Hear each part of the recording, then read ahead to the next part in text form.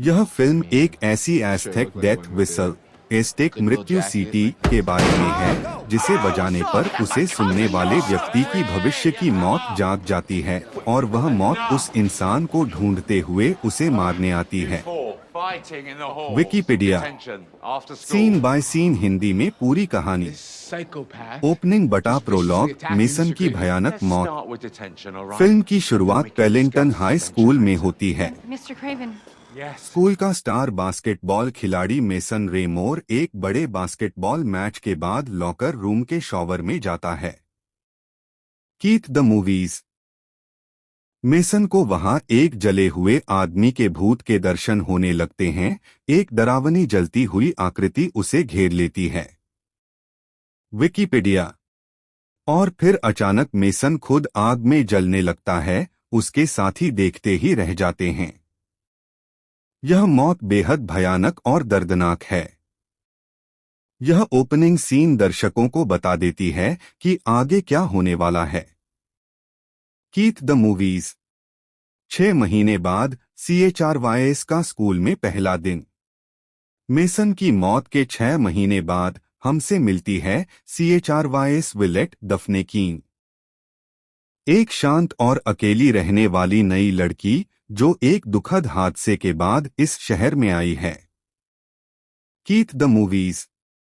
उसके पहले दिन उसका कजिन रेल स्काई यांग उसे अपने दोस्तों से मिलवाता है। ग्रेस अलीस्कॉफबाय सुंदर और लोकप्रिय लड़की, डीन झाले स्वॉबी मेसन का पुराना टीममेट जो थोड़ा रुखा है, और एली सोफी नेलिस एक स्मार्ट लड़की जिसे देखकर CHRYS को दिल में कुछ अलग लगता है। Keith the movies. लॉकर में मिली रहस्यमयी सीटी। CHRYS को स्कूल में मेसन का पुराना लॉकर दिया जाता है। Bloody disgusting. उस लॉकर के अंदर CHRYS को मिलती है एक खोपड़ी के आकार की सीटी स्कल शेप्ड विसल। यह देखने में पुरानी और अजीब लगती है। विकिपीडिया। उसी वक्त मेसन का पुराना दोस्त डीन CHRYS को परेशान करने लगता है और इस झगड़े में दोनों को मिस्टर क्रेवन निक फ्रोस्ट नाम के टीचर की डिटेंशन मिल जाती है। डिटेंशन रूम सीटी बजने लगती है। डिटेंशन में सभी बच्चे इकट्ठा होते हैं। वहां मिस्टर क्रेवन सीटी ले लेते हैं और उत्सुकतावश उसे बजा देते हैं। विकिपीडिया। इसके बाद डिटेंशन में बंद बाकी बच्चे भी सीटी बजाते हैं और उस डरावनी आवाज को सुनकर हर एक पर एक अदृश्य अभिशाप लग जाता है। Bloody disgusting. बाद में रेल चुपके से वापस जाकर वह सीटी चुरा लेता है। विकिपीडिया। मिस्टर क्रेवन की मौत। मिस्टर क्रेवन ने सीटी बजाई थी तो उनकी मौत सबसे पहले आती है। उन्हें खुद उनका ही एक भयानक रूप ग्रोटेस्क एपरेशन दिखता है और वह मार देता है। विकिपीडिया। अगली सुबह उनकी मौत की खबर आती है, लेकिन रिपोर्ट में लिखा होता है कि वो एक्सट्रीम स्टेज लंग कैंसर से मरे, जो बिल्कुल असंभव लगता है क्योंकि एक दिन पहले वो बिल्कुल ठीक थे। विकिपीडिया। सच्चाई का खुलासा। आइवी दादी से मुलाकात। CHRYS और एली मिलकर मेसन की दादी आइवी से मिलने जाती हैं, जो ऑकल्ट रहस्यमयी चीजें इकट्ठा करती हैं। विकिपीडिया। आइवी बताती है कि यह एस्थेटिक डेथ विसल है जिस पर लिखा है समवन योर डेथ, अपनी मौत को बुला। विकिपीडिया। जो भी इस सीटी की आवाज सुनता है उसके पीछे उसकी तय मौत का साया लग जाता है। एक ऐसी मौत जो उसे उसी तरह मारती है जैसे उसे भविष्य में मरना लिखा है। यह भूत उस इंसान को तब तक नहीं छोड़ता जब तक उसे मार न दे। विकिपीडिया। ग्रेस की मौत। बुढ़ापे में जवान लड़की। ग्रेस रेल की क्रश, एक जवान और खूबसूरत लड़की, अचानक तेजी से बूढ़ी होने लगती है।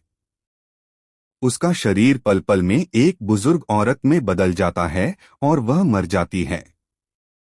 विकिपीडिया। यह सीन बेहद डरावना और दुखद है क्योंकि रेल उसे पसंद करता था।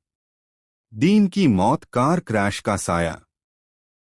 डीन को उसकी मौत एक कार क्रैश की तरह मारती है। वह सीधे नहीं मरता, बल्कि उसका शरीर ऐसे टूटता है जैसे किसी बड़े हादसे में हुआ हो। विकिपीडिया। हार्वेस्ट फेस्टिवल सबसे डरावना चेस सीक्वेंस। फिल्म का सबसे रोमांचक हिस्सा आता है जब हार्वेस्ट फेस्टिवल, एक स्थानीय मेला कार्निवल में सभी बच्चे फंस जाते हैं। Bloody disgusting. यहाँ एक बेहद इफेक्टिव और यादगार चेस सीक्वेंस है जिसे क्रिटिक्स ने भी काफी सराहा। यह सीक्वेंस रीसेंट हॉरर मेमोरी की बेहतरीन चेस सीन्स में से एक मानी गई। Bloody disgusting. मेले की रोशनी, भीड़ और डरावने माहौल में जब मौत की आत्माएं इन बच्चों का पीछा करती हैं, यह सीन दर्शकों को सीट से चिपका देता है। नोह पागल यूथ पास्टर। फिल्म में एक और किरदार है, नोह पर्सी हाइंस वाइट, एक psychotic drug dealing youth pastor, यानी एक ऐसा युवा पादरी जो नशे का धंधा करता है। Keith the movies. वह फिल्म में बहुत रैंडम तरीके से आता जाता रहता है और क्लाइमैक्स में उसे जबरदस्ती घुसाया गया है। क्रिटिक्स ने इसे फिल्म की सबसे कमजोर कड़ी बताया। Keith the movies. क्लाइमैक्स, अंत की लड़ाई। फिल्म का क्लाइमैक्स ल्यूडिक्रोस यानी बेतुका बताया गया है। बचे हुए कैरेक्टर्स मौत से बचने की कोशिश करते हैं। रोजर इबर्ट। CHRYS और एली साथ मिलकर इस अभिशाप से बाहर निकलने का रास्ता खोजने की कोशिश करती हैं। उनके बीच एक रोमांटिक कनेक्शन भी डेवलप होता है। पोस्ट क्रेडिट्स सीन, सिक्वल का इशारा। फिल्म के अंत में एक मिड क्रेडिट्स सीन है जो साफ इशारा करती है कि फ्रेंचाइज आगे भी बढ़ सकती है।